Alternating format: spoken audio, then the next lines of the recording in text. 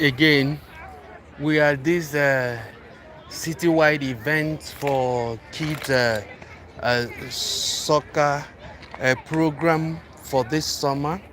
Uh, Organized by Summer FC. They have different these teams scattered all over the city and beyond the city. And today they came together for this program. It's more like a training section for all the kids in this program. And the program is done age by age. The 5 and 6 group, or even before then, there've been some groups that have been having their own section before we came here by 2 p.m. for my first son's group, which is a 6-year old. They had their own section, they finished their own section, and this is for 8-year old, and my other son is in this group.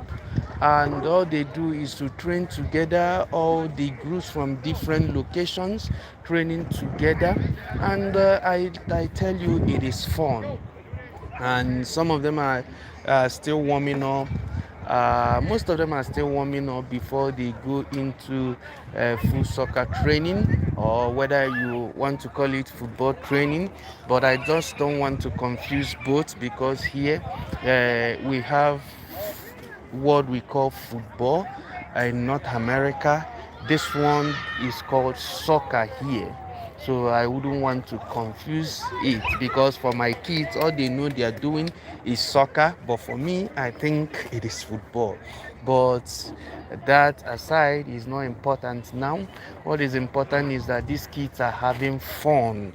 These kids are enjoying themselves. And this level, as you can see, they only grouped according to age, not gender.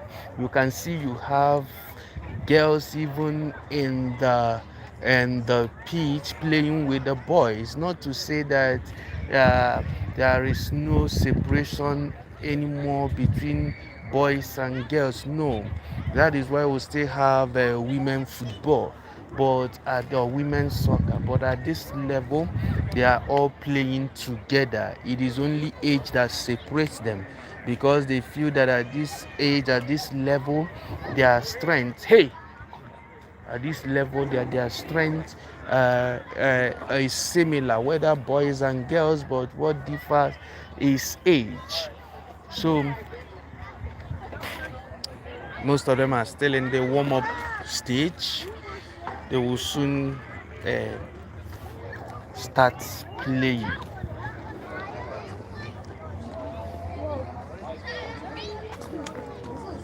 So this my son, they have finished their own section, so we are waiting for the other.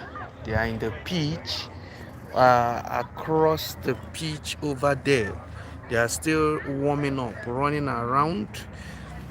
This other group have over there actually started playing the game.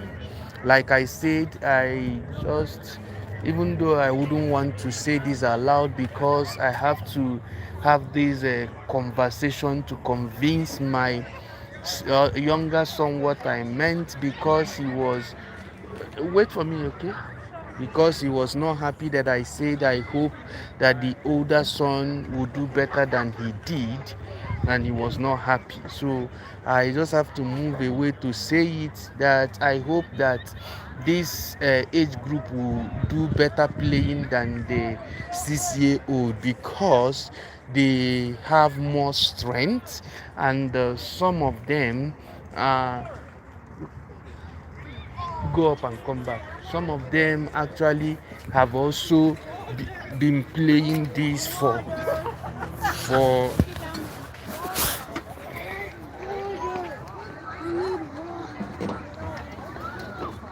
some of them have been in this training for a couple of summers before now.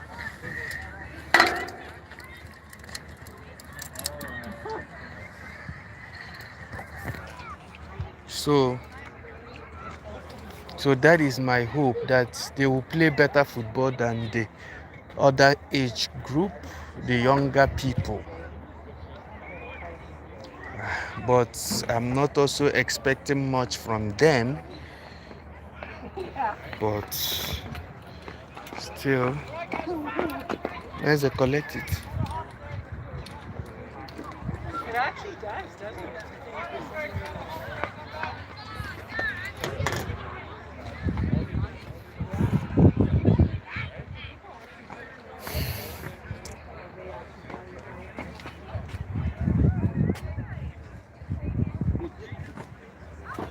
Nice stadium. I think this pitch is artificial turf, artificial grass, because you can see the real grass, the difference between the real grass and the artificial grass over there. It's somehow clear to the eyes. Yeah. So we will still be here for the next, say, 30 minutes, because they're supposed to have like 50-minute section or 1 hour section for each section. So just hang on with me. It is fun, it is encouraging. Maybe you have kids and you feel that you don't have time for them in any of these things. Sometimes it may look like it's a waste of time, but oftentimes it is an investment that you cannot measure now what the returns will be. For some of these kids will grow because there's provision for them to develop in this path, even through their high school, college, and before you know it, they become a professional athlete or football player or soccer player. Like I mentioned about one of my students that I know from Nigeria, that it's a member of the university rugby team, and they go to different tournaments even outside the country, and the school accommodates them each time they travel for games. And some of them transition from college games to national teams. So it is something beautiful, and of course we all know that sports, there's so much money in sports. Oh, what a fall, what a fall, what a fall. So I just encourage every parent to just plan yourself and find out time to help your kids, to expose them in some of this, in not just sports, some other uh, skills, personal development. Sometimes they might try it once and they will not have interest again. It's okay. It's a learning period. They are trying to discover where their uh, interests are. They are trying to discover, you also trying to discover what these children can and cannot do. And some certain things they may look as if they have no skills or talent to be part of such maybe career or talent or whatever you call it. But when they try it, when you allow them to be exposed in it, you will see that they will begin to, you will realize that in some of those things that you think that they cannot, that actually that is where they are gifted to be part of. So I encourage you to, or maybe you feel that you are not in a place, that there is no place. In fact, thank God for globalization. Anywhere you are, you can expose your children actually to acquiring different kinds of skills. I remember sometimes in the past, we signed up or registered our kids, two of our sons, in a coding class. And funny enough, the coding class actually is happens in Nigeria, but they do it online. We register them here, and their teacher is in Nigeria doing it. So there's no way you tell me that it is because of my location that I can't expose my kids. No, you can. It is everywhere. You can access some of these things. Yes, in terms of soccer, it is played everywhere. You can actually, and one thing I have discovered, you don't see things because you are not looking for it. Once you start paying attention to something, you would realize that that thing is everywhere.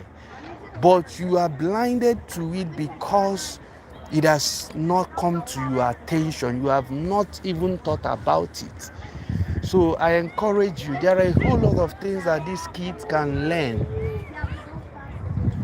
These ones I can see they are playing far better than the younger ones. I look at the ball control. It's better. Look at the understanding and even the pass they scored. My son's group already playing behind these particular people. They are playing there. But like I said, I don't want to go over there. Like I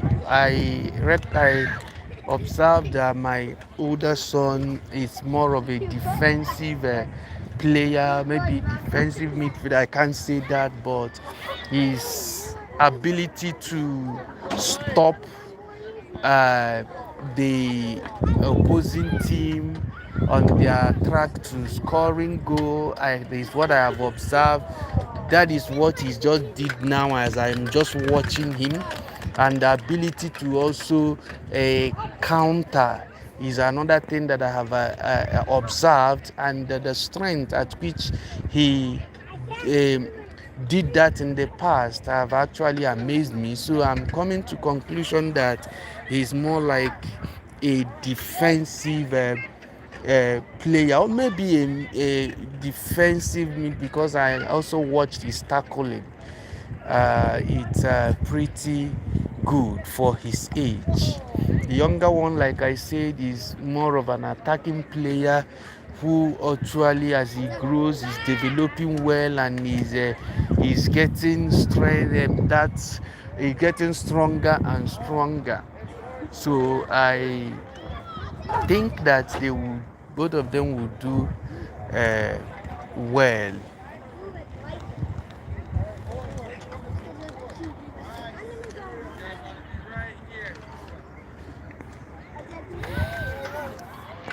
So we'll still be here till for the next 30 minutes plus um,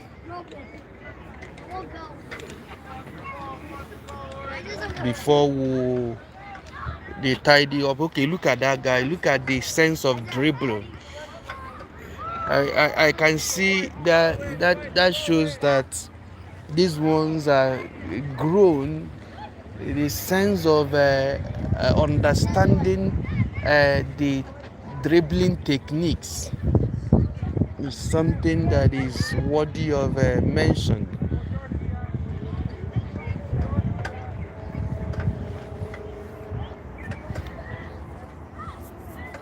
So, have a nice day. Talking to you from the city of Calgary, the McMahon Stadium, Northwest Calgary.